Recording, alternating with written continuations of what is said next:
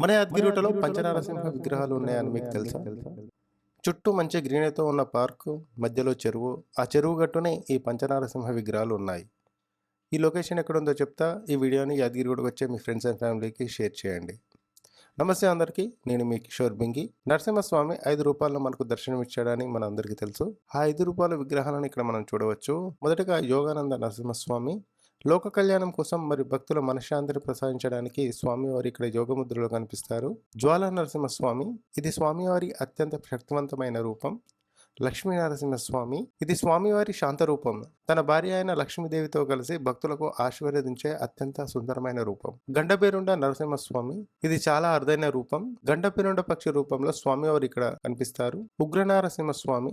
హిరణ్యకశిపుని సంహరించిన సమయం నాటి స్వామివారి రుద్ర రూపం ఇది. ఈ లొకేషన్ ఎక్కడో లేదండి.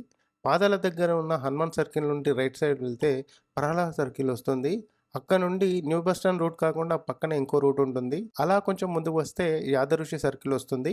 ఈ యాదఋషి సర్కిల్ పక్కనే ఉంటుంది ఈ పంచనారసింహ విగ్రహాలు. నెక్స్ట్ టైం యాదగిరిగుట్టకు వస్తే మాత్రం ఈ లొకేషన్ అయితే తప్పకుండా విజిట్ చేయండి. నమస్తే, ఉంట మరి.